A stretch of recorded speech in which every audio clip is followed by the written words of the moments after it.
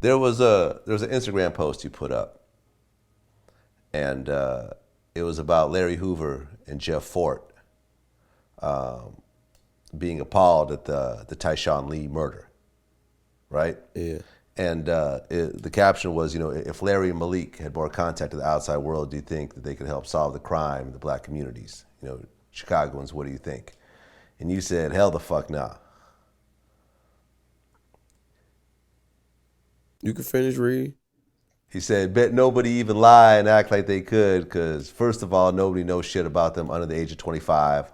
I'll say the dudes over 25, 30, not on shit. It's a handful who frontline still. And I said this, first of all, I'm going to break it down. I said this because I'm 20. I know literally zero about Larry Hoover or Chief Malik, but the legendary stories. They're not out here I'm not saying they not out here in this. Of course, their name is gonna always be in the streets. They have street ties. Of course, they have sons, nephews, all that who still in the streets and that have street ties. But do I know their nephews? You know what I'm saying? And you gotta know in Chicago, with the shit going on, it's with the youth, bro. Everybody know the killing is with the youth. The youth is doing the killing. You know what I'm saying?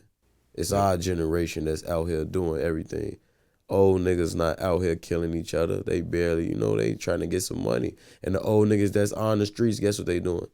Passing the guns down to they little homies. You feel me?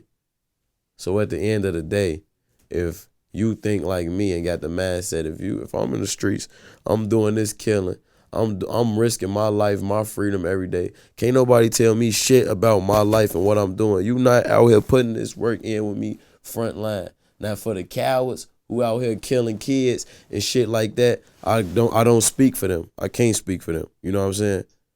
I don't speak for those guys. But I'm saying this because the guys who act like all this, like, y'all not doing anything for these kids. You not putting no money in their pocket. You not creating no opportunities for them, And I don't know if Larry Hoover and Chief Malik was doing that. I don't know. And a lot of people don't know. Like, nobody respecting no gangs. There's no chiefs. There's nobody above nobody. No man 30, 40 finna come on no block, especially not on my block, and tell me shit. You're not telling me nothing. I'm not listening to you. You wasn't out here with me. You wasn't with me when none of my homies got killed. Nothing. You wasn't with me when I was risking my life. Anything. You didn't put $1 in my pocket. You not feeding my mother. You not risking your life with me to feed my mother. You can't tell me shit. Period. Like, You wasn't out here risking your life with me. You don't know what I think about at night. You not know what I'm going through. You don't know why half this killing going on. I'm talking about for the niggas like me who in the streets, who got real street ties and this blood that been shed behind stuff that's in the streets, Shit like that. Now, as far as people who just out here killing miscellaneous and all this coward shit that's going on, I can't speak on it, you know what I'm saying? Like, that's just why I said that, because can't nobody tell me shit. And if you a young nigga like me and you think like me, can't nobody tell you shit either. And we not even the youngins that's running wild out here doing crazy shit. Because I got a good head on my shoulder and all my homies got good heads on their shoulder, you know what I'm saying? With everything we got going on in the streets, that's the streets. We keep it in the streets. But we know how to use our head. We not out here just, oh yeah, we play with 30s, all this goofy clown ass shit that don't get you no respect, that just get you laughed at. I'm not speaking for those guys. I'm speaking for me and the people who like me and the people that relate to what I got going on. Can't nobody tell us shit. Can't nobody tell me shit, because first of all, I don't gangbang. I'm not a Folks. I'm not a Stone. So I get that right, like, off the record. Can't nobody tell me shit. I'm not no soldier. Right, but when you look at Larry Hoover and Jeff Fort at their prime, and they got respect. They have respect. You know what I'm saying? You gotta respect them. That's Look, just point. growing up in Chicago, you gotta respect them. Like, I'm the type of youngin' that just grew up watching that type of shit. I used to go Google, YouTube, that shit, just to watch their stories. and watch how they really had respect in the streets and how they had people who was willing to die for them and then how they made a difference. They wasn't just, you know what I'm saying, it was structure. They changed people's lives back then. That was back then, though. Now, say what you was going to say. Well, what I was going to say is essentially what you said, that when these dudes was at their prime, they were actually commanding thousands of people. I mean, when I say commanding, I mean they were leading thousands of people. Thousands of people. Yeah, yeah. Right. And it's not like that no more. Nobody can't even command 20 fucking people. It's always a rebellious motherfucker who gon' think they one man above the pack or some shit. Like, it's not happening anymore. It's not. It's not. I promise. I promise. If they let them out right now, he not commanding no thousands of people. Yeah. He gonna have to go get some soldiers that's not from Chicago or some older people. Like, they been gone 20 years. They same probably soldiers, probably not even like, you know, you need those type of people out. Like, if you going to keep that shit type of shit going. Because when they gone, it's people who then forgot about them, then forgot about all type of shit, then lived their lives and got addicted to drugs and got families and other shit they care about. They not thinking about that no more. So how's they going to come and assemble an army like right now, today? Well, I remember most of the people who out here doing it shit is my age. And how? We don't even know them. Well, I interviewed Freeway Ricky Ross. You know who that is? Yeah. He was, you know, under different accounts, one of the biggest drug dealers in America. Yeah, I heard about him. You know, and well, what he told me was kind of interesting when we talked about gangs and so forth, because he grew up in L.A. and was, you know, doing his moves around. What did he tell you? He said that black gangs really don't have the leadership stuff like no, not like, you know. I mean, I've been in the joint with them. I had never been around Mexican gangs before or white gangs before. They have leaders. They have what they call shot callers. But he's saying that the Crips and Bloods didn't have that. They don't really go by those rules, you know. They got a guy that may call the shots on 2 or 3 guys, you know, they're following. But when you're talking about he's gonna dictate to the whole hood, that ain't finna happen. No. Black gangs don't do it. If they did, they would be a lot more powerful than what they've been. I think one of the problems is lack of organization. You know, they're not really organized like a lot of other gangs are. And you know, you've seen like BMF. You know, BMF was a crew of people and that they was kept like it the together. last people to do that. Yep. They was like the last people to do that. Yep. Period. Like, Meech was the last nigga who was had thousands of niggas that's all falling in line, and you know what I'm saying, that's all loyal to each other and shit like that. That's it. Like, I ain't like, not even like on some for real shit. Then the guy Rick Ross, he told, right? I think he told against the police. I don't think he told against his people. Like, what you mean against the police? Like, I think he was dealing with there were some dirty cops that he had to testify against. Oh. Yeah, I didn't hear that he actually testified against people that he was fucking with. Oh, right. That's not what I heard. And he got out not from testifying against people. No, because I thought I seen the movie on him or some shit. Nah. Now that was that's Frank Lucas. No, I'm not even talking about. No, I think he got a movie too on Netflix or some shit. He got a documentary. I think I seen it, or some of it, part of it. Freeway Ricky.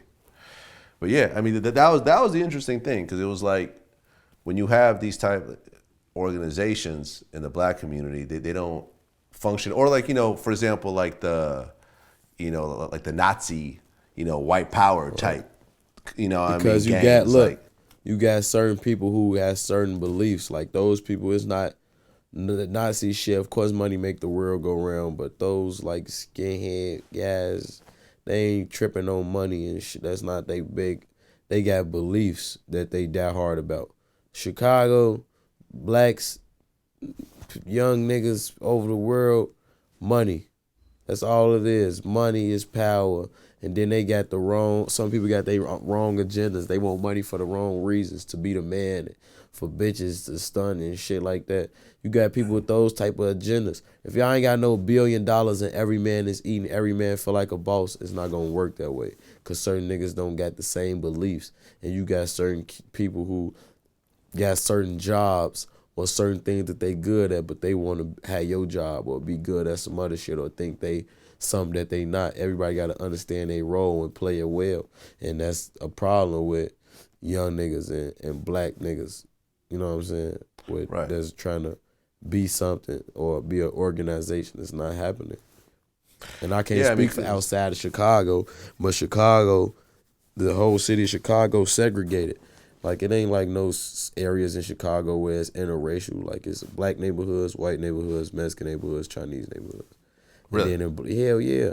And all the black areas is, unless like rich area, like where the rich people at, but like regular neighborhoods is your race. That's where you at. You feel me? Like, they gonna put you around your race, period. You know what I'm saying? Okay, so you're saying where you grew up, there was no white people? Hell no. None? No, unless they not even that one family that's been there forever? No. Unless they strung out or some shit. You might get one Mexican family that moved there for a year. You don't have ain't no neighborhoods or no white family that's been there forever, no Mexican family been there forever. Hell no. Nowhere near where I came up at. And then with Mexican neighborhoods, that shit's segregated. You got your Mexican gangs, your Mexican areas where they, black areas where who fuck with who over here, who over there. All that shit is segregated. It's no black people that just been living in a Mexican neighborhood all their life. Hell no, that shit not happening. The white people is in their own areas. Like, it's certain areas where rich people where you see white people and black people, like Hyde Park where Obama stay and shit like that. And then downtown up north. But other than that, hell no, ain't no different races. They trying to, when you start seeing white people where I'm at, that's then they're like a problem. That mean they about to evacuate some shit. Like, white people finna bow to all the buildings type shit, move us, because it was a point where everybody black was moving to the suburbs. Like, that's how the suburbs got filled with black people in Chicago. Because a lot of white people started moving on the beach, South Shore area and shit. And all type of black neighborhoods, they knocked the projects down. White people started moving over there. That's when people started segregating to the suburbs and all that crazy shit. Like, the suburbs, no black people in the suburbs not too long ago. I mean, did you see that one news clip where it had Obama talking about gun control and about what's happening in Chicago, and he actually started crying on camera? I think I did see it, actually. When he said, what did he say? I forgot. I think I did see it, though, damn. Yeah, no, I mean, but he was talking about Chicago in particular, because that's where he he's spent talking a lot about of time. Chicago. Yeah, I think I do know what you're talking about. I think I remember. I mean, he's actually talking about passing more gun control laws. Think that's going to make a difference at all? Because all the guns are illegal? Right, all the guns are legal anyway. But it is people out here with gun cards that's just regular street niggas just going to get their gun card. Like, all right, I ain't got no felonies, fuck it. It is regular street niggas going to do that, but I ain't gonna lie, like, if a nigga think like me, no law, nothing, if my life is on the line and I feel like I need to carry this gun, I'm gonna carry this gun. And if I go to jail, so be it. That shit don't make or break me. You know what I'm saying? Or a nigga like me, if I feel like it's necessary for me to do this, I'm gonna do what I gotta do by any means necessary, like, period. So it's not gonna make a difference. It's not, unless they got like some homeland security type shit. Like, I'm just saying, speaking for street niggas who got the same mentality as me if I'm in the streets still. Yeah, I mean, Lil Durk got caught with a gun when he was pretty established and had to do some jail time right in the middle of a pop and hip hop career. Because, he probably felt the way that you're talking about right now, where it's like, I'd rather be caught with it than without it. And then when you know that jail time ain't gonna mean shit, you gonna knock that shit out and come right back just like he did. Him kind of crying and me crying. So, you know what I mean? It was no more words. A couple of days later, they tell me he died. How did you feel when they said that? I mean, did you know that he was gonna die when you Nah. saw the tubes? No? You thought he would just pull through? No. Give me a second though. To go through all you went through and your end result is being killed in a drive-by, affiliation is like way beyond the aspect of because you could have been here and left a way better mark.